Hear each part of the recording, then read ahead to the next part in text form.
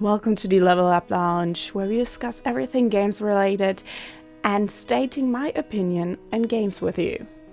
I'm your host Nikeie, also known as Annika, talking through the lens of a game design and development student. So now, let's dive right into our first episode.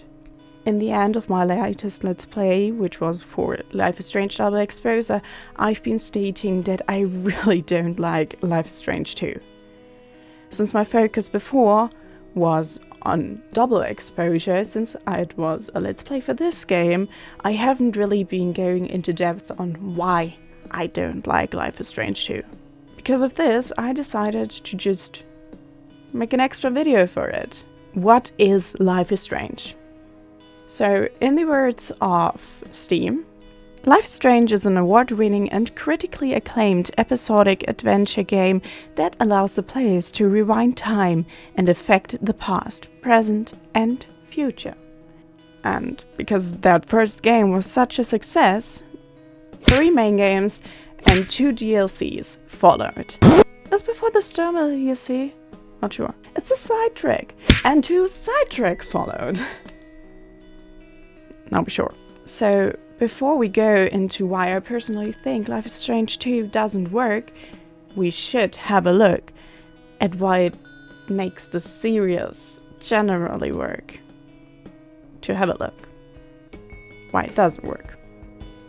The gameplay and mechanics are really nothing fancy, and also the game loop itself is very simple. But this simplicity actually helps the games, since they live by telling a story. And this certain story is just not supposed to be overshadowed by overcomplicated mechanics or puzzles. What the game lives from is everything that happens in the story. And one of the most important parts about those stories is that they are relatable. They are relatable no matter your age, your gender, your nationality, race. Nothing of that matters, because the problems those games are speaking about are universal and you can relate to them no matter what. And since those games are about real-life problems, the superpowers are only really a helping point to thrive the story in a more dynamic way, but are not the main focus on what makes the game work. But the thing that actually makes it work even more and helps it thrive forward and make it even better are the characters. Our main characters don't really have the "Baba, I'm the main character and I can do everything because I'm the frickin' best" attitude. They're actually really flawed and are very human, which is why we can relate to them even more. Something very special about the series is also the way the NPCs are handled. Every NPC is written like they are the main character of their own story. They are thought through, they have their own problems, they have very thought through problems that make sense, and you can totally understand how they are working the way they are, like acting, the way they are acting, because you can understand through what you are given by the developers. This makes a lot of those NPCs as lovable as the main characters. All of this gets paired with a beautiful art style that mimics the emotional vibe of the game and mesmerizing indie music that gives you a moment to slow down. Wee wee wee wee! Hold on! Spoiler warning! This video includes mentions of happenings in all of the games in the series, so be aware. Well, shortly and bluntly said, Life is Strange 2 isn't relatable. Or better said, not relatable enough. While I'm sure there are plenty of people that relate with the topic of Life is Strange 2, it by far isn't as many as for the other parts. Having to flee because of racism is a serious issue, and I wish that for nobody. But like I said before, Life is Strange is living from problems that are relatable to anybody, no matter race, no matter age, no matter gender, no matter nationality. For example, Life is Strange and Life is Strange Before the Storm both talk about how it is to grow up and what kind of struggles teenagers are facing in those periods. Life is Strange True Colors, therefore, is more about trying to adjust to a new place and how hard it is to call a place home. And our newest edition, Life is Strange Double Exposure, is about losing a person that is very, very close to you and that you like very much, and pretty much thinking about what everything would you do to bring that person back. Obviously, all those parts were very strapped down to their core right now, and they sprinkled all of them with a lot more drama in the process. But you can see that those are very universal problems that everybody can relate to. But having to be is just a tiny bit too specific, and therefore their audience, which they are speaking to, is just shrinking a bit. Besides, being on the run brings other problems with it that are actually, I dare say, probably a bit more problematic than this one. Like this problem right here, I would say is the bigger issue. We just don't have time to connect to any of the side characters. This wouldn't be an issue for a game like an RPG, where all you have to do with that character is get a quest from them like once or twice. That's all. We don't need them for more. But in Life is Strange, that's just not the case. It's a different type of game. And this kind of game just thrives from their side characters. We had Steph, who was so popular that she came back in True Colors and even got her own game, Wavelength. Kate, we had Rachel, who is a literal dead girl. A dead girl, okay? The girl is dead. The whole time of Life is Strange. Yes, she's alive and Before the Storm, but she was popular before that. But she was just dead. I also quite like Gabe, and I have to say I personally absolutely love Gwen and Ben. I even sympathized with Nathan. I have to say I really tried to hate him. I really wanted to hate him, but I just couldn't, because we learned so much about him and why he did what he did that I could somehow understand him. Didn't mean that I thought it was good what he did, but I could understand. And whether you like the characters or not is not the important part. You don't have to love them.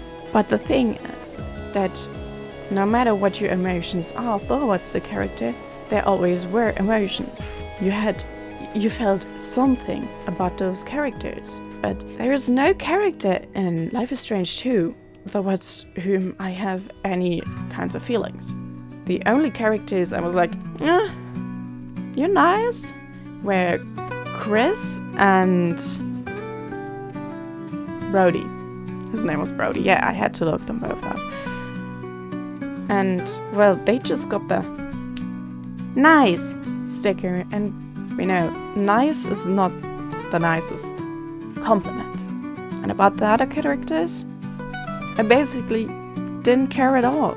And this was basically because we had too many side characters in too short of a time. I know some will now say, well, that's just how Sean and Daniel felt.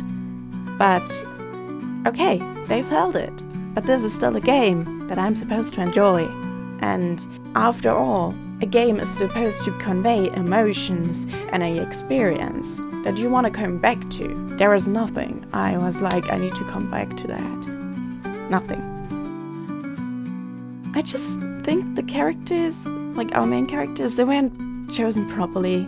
And no, it's not because they're male. This is absolutely not an issue.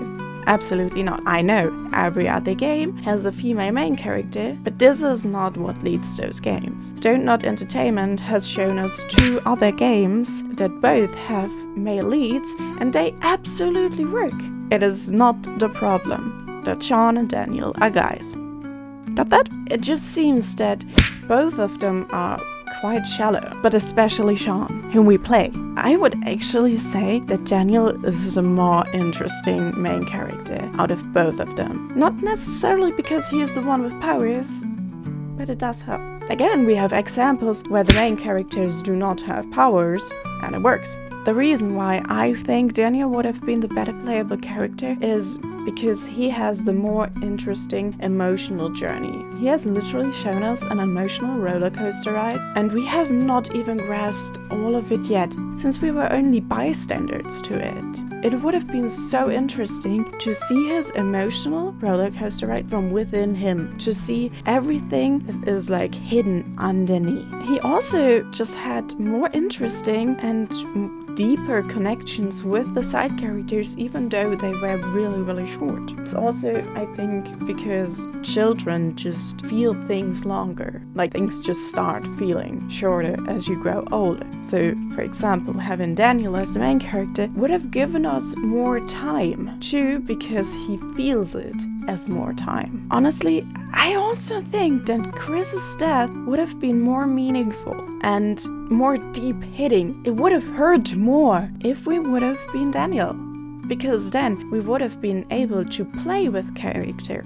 As Daniel, obviously, we would have had interactions with them. We would have befriended him, and therefore the death of him just hurts more. Oh, crap! Ah, no, my foot slips! Ah, wait. Oh, my foot is falling asleep. Here we are again.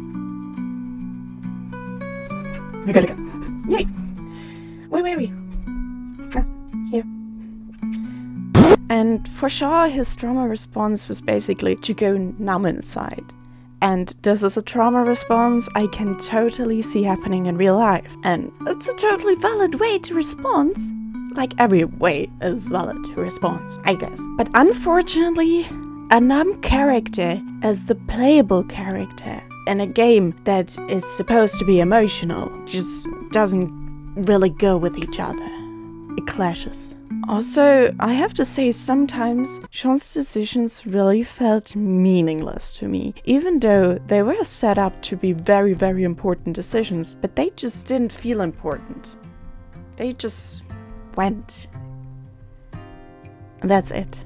Sean may fit better the Life is Strange main character demographic. And with Daniel as a main character, we wouldn't have gotten a romance, but honestly, this game didn't need that romance. It kind of felt out of place, I'm being honest. Like, just Daniel building that friendship was cuter. As I said before, the gameplay of this series is very simple, but in this part, it's a bit too simple. In other games, we have a lot more gameplay in it because we do have the powers, so in that sense, having the powers helps.